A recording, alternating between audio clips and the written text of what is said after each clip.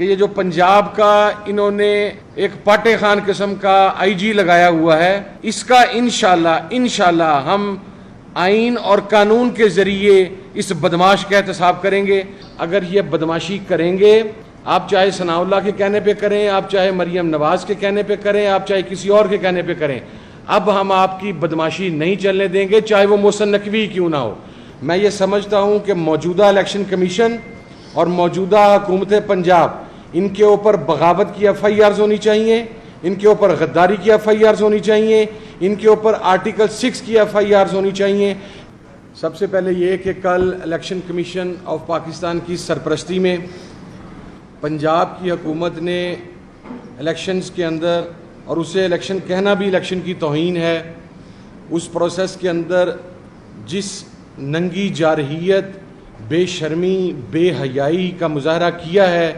اس کے لیے کنڈیم کرنے کے الفاظ بھی ہمارے پاس موجود نہیں ہیں۔ جس طریقے سے الیکشن کنڈکٹ کیا گیا، جس طریقے سے آر اوز کو زبردستی ان سے ریزلٹس لیے گئے، اور گورنر ہاؤس لاہور میں خواجہ عمران نذیر کی موجودگی کے اندر جس طرح مختلف لوگوں کو پیسے دینے کی ویڈیو بنائی گئی، اور جن پریزائڈنگ آفیسرز نے پیسے لینے سے انکار کیا، ان کو نہ صرف وہاں پر ٹارچر کیا گیا بلکہ ان سے فورسفلی وہاں پر فارم 45 کے اوپر سگنیچرز لیے گئے۔ اس کی مذمت میں نہیں سمجھتا کہ کافی ہے۔ اس کے لیے میں یہ سمجھتا ہوں کہ سیاستدانوں نے کوئی ٹھیکہ نہیں اٹھایا ہوا کہ ہمیشہ غداری کے پرچے، بغاوت کے پرچے، آرٹیکل 6 کا ٹرائل سیاستدانوں کے خلاف ہو۔ میں یہ سمجھتا ہوں کہ موجودہ الیکشن کمیشن اور موجودہ حکومت پنجاب، ان کے اوپر بغاوت کی ایف آئی آرز ہونی چاہیے، ان کے اوپر غداری کی ایف آئی آرز ہونی چاہیے، ان کے اوپر آرٹیکل 6 کی ایف آئی آرز ہونی چاہیے، کیونکہ آئین پاکستان کا اتنا کھلم کھلا استحصال، اتنا کھلم کھلا مذاق پاکستان کی ماضی کی حکومتوں کے اندر یا ماضی کے الیکشنز کے اندر اس طریقے سے نہیں اڑایا گیا۔ اس لیے ہمارے لیے یہ قابل قبول ہیں، ہم ان کے نتائج کو مکمل طور پر مسترد کرتے ہیں، اور الیکشن کمیشن نے ایک مرتبہ پھر ثابت کر دیا کہ وہ چوروں اور ڈاکوؤں کے سو کالڈ چوری شدہ مینڈیٹ کا تحفظ دینے کے لیے یا ان کو ایوان میں پہنچانے کے لیے اپنا رول پلے کر رہا ہے۔ دوسری چیز جو میں یہاں پر عرض کروں گا کہ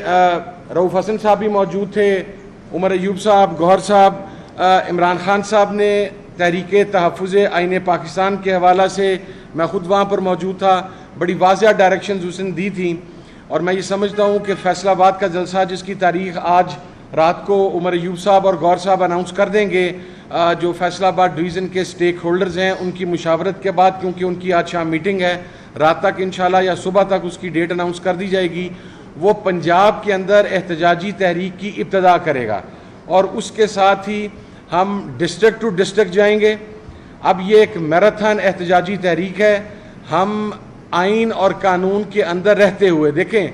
کل بہت ساری جگہوں پر ایسا کنڈکٹ کیا گیا کہ اگر ہمارے لوگ اس کو ریزسٹ کرتے یا رسپونڈ کرتے تو خون خرابہ بھی ہو سکتا تھا، ملک کے اندر حالات بھی خراب ہو سکتے تھے، لیکن میں ان تمام امیدواران کو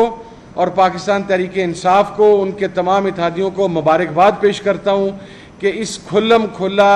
وحشت و بربریت اور جارحیت کے باوجود انہوں نے ایک لا بائنڈنگ سٹیزن آف پاکستان ہونے کا ثبوت دیا، اور انہوں نے آئین اور قانون کو اپنے ہاتھ کے اندر نہیں لیا۔ اور لاسٹلی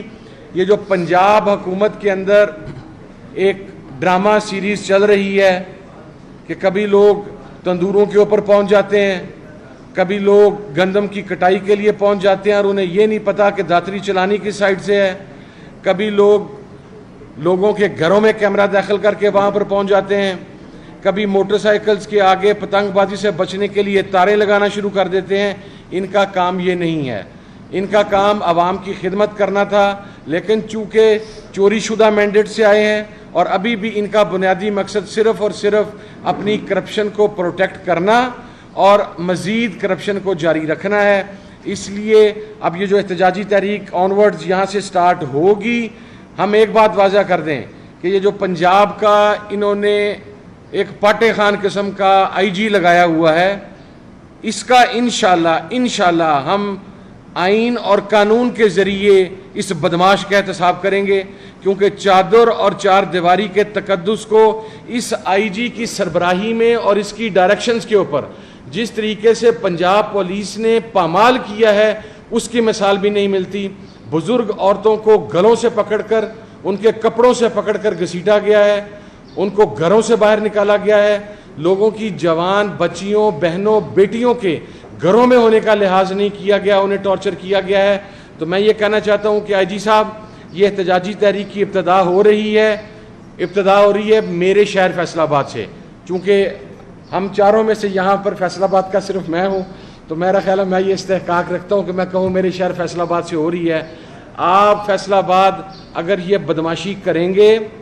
आप चाहे सनाउल्लाह के कहने पे करें, आप चाहे मरियम नवाज के कहने पे करें, आप चाहे किसी और के कहने पे करें, अब हम आपकी बदमाशी नहीं चलने देंगे, चाहे वो मोहसिन नकवी क्यों ना हो। चूँकि बदमाशों का पहले हमने एक चेहरा देखा था पाकिस्तान के अंदर और पंजाब के अंदर, वो राना सनाउल्लाह की शेप में था। वो सेक्टेरियनिस्ट्स को प्रमोट करता था,